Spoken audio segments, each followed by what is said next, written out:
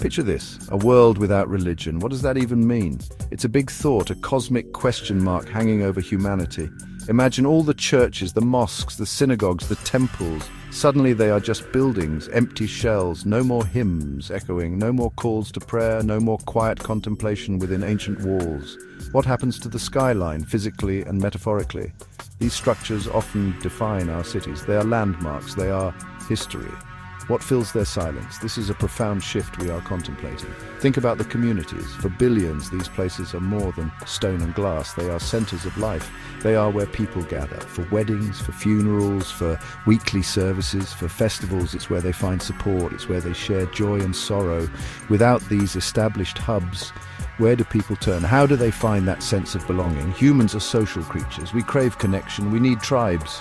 If the old tribes vanish, what new ones will form, or will we drift apart? This is a serious challenge. The loss of these places of worship would ripple outwards. It's not just about missing a Sunday service, it's about the soup kitchens they run, the charity drives they organize, the schools they support. Many religious institutions are deeply woven into the social fabric. They provide essential services. They offer a safety net for the vulnerable. If they disappear, who picks up the slack? Does the government step in fully? Do new secular organizations rise to meet every need? This transition would require immense planning and adaptation. Consider the immediate impact on daily life. Rituals often mark our days, our weeks, our years, from morning prayers to annual holidays. These rhythms provide comfort and structure. What replaces them? Do we invent new secular rituals, or does life become less punctuated, more uniform? And what about the sense of shared experience? Millions, even billions, participate in the same religious observances. This creates a powerful, invisible bond. How do we replicate that feeling of global, or at least large-scale shared identity without a common religious framework? It's a puzzle. Now let's talk about morality, right and wrong. For millennia, religions have provided moral codes. Think of the Ten Commandments, the Golden Rule. These guidelines have shaped civilizations. They tell us how to treat each other, how to live a good life. If these religious frameworks vanish, what then? How do we teach our children what is right? How do societies maintain ethical standards? Do we simply rely on laws? Laws can tell you what's illegal, but morality is often more nuanced. It's about conscience. Societies would need to adapt and fast. Perhaps ethics would become a core subject in all schools, taught from a young age based on humanism, reason and empathy. We would explore philosophical traditions from around the world. We would discuss moral dilemmas. We would learn about the consequences of our actions on others and on the planet. This isn't a new idea. Secular ethics already exist. But scaling it up to a global level without religious underpinnings would be a monumental task. It would require a fundamental shift in education. Then there's our cultural heritage. So much of it is tied to religion. Think of the art, Michelangelo's Sistine Chapel, the intricate calligraphy in mosques, the serene Buddha statues, the soaring music of Bach's cantatas.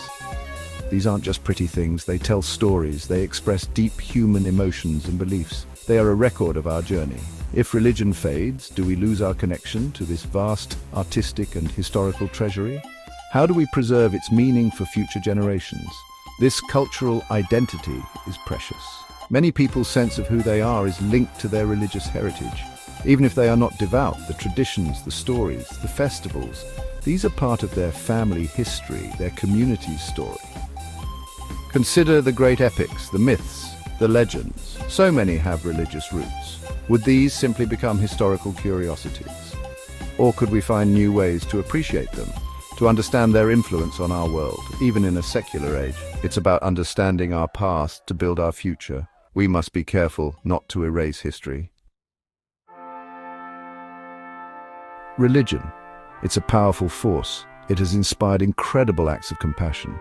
Think of the countless individuals motivated by their faith to help the poor, heal the sick, and fight for justice. It gives people meaning. It offers comfort in times of suffering. It encourages selflessness and service to others. This is the bright side of the coin. This is religion fostering connection and empathy. It calls on us to be better, to look beyond ourselves, This drive for good is a vital human spark, but let's be honest, there's another side to this coin. Religion has also been a source of conflict, a reason for division. Wars have been fought in its name. People have been persecuted, oppressed, even killed because their beliefs differed. This is the darker aspect. When faith becomes dogma, when us versus them thinking takes hold, it can tear societies apart. It can justify actions that seem to contradict the very moral codes those religions espouse. This duality is a fundamental challenge when we consider religion's role. So what are the alternatives? If traditional religion fades, how do we foster morality and community? Secular moral frameworks offer one path. Humanism, for example, places emphasis on human reason, ethics, and social justice. It promotes a moral life without recourse to supernatural beliefs. It's about finding our values within ourselves and our shared humanity. These frameworks encourage critical thinking. They ask us to build a better world based on evidence and compassion. It's a different foundation, but a foundation nonetheless. Another approach is interfaith dialogue. Or perhaps in this future it would be interbelief dialogue. Even if organized religions wane, different philosophical outlooks will persist. Creating spaces where people with diverse worldviews can understand each other is crucial. It's about finding common ground. It's about respecting differences while working together on shared challenges like climate change or poverty. These problems don't care about our beliefs. They require united human action. Dialogue builds bridges, not walls. We need more bridges. What about spirituality? Is it the same as religion? Not necessarily. Religion often involves institutions, doctrines, and rituals. Spirituality can be more personal, more individual. It's that sense of awe when you look up at the stars, that feeling of connection to something larger than yourself, that search for meaning and purpose in life. Could a world without organized religions see a rise in individualized spirituality? Perhaps people would find their spiritual paths in nature, in art, in science, in deep human connections. This shift could mean a more diverse spiritual landscape, each person crafting their own understanding of the universe and their place in it. No more one-size-fits-all answers. This could be liberating for many. It could foster a deeper, more personal sense of meaning. However, it might also lead to fragmentation. Without shared narratives or communities, does this individual spirituality offer the same support and guidance? It's a trade-off. Freedom for structure, personal discovery for collective identity. These are big considerations for the human spirit. So, is a world without religion truly possible? The complexities are immense. Religion is deeply woven into the fabric of human history, culture, and psychology. Removing it would leave vast empty spaces in our communities, in our moral frameworks, in our sense of identity. Filling these spaces would be humanity's next great project. It would require conscious effort. It would demand new ways of thinking, connecting, and finding meaning. It's not a simple on-off switch.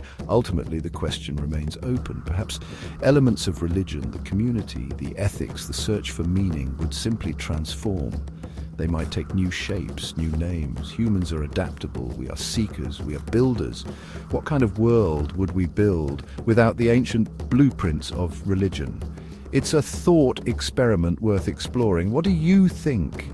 The universe is full of mysteries, and the future of human belief is certainly one of them. Ponder that.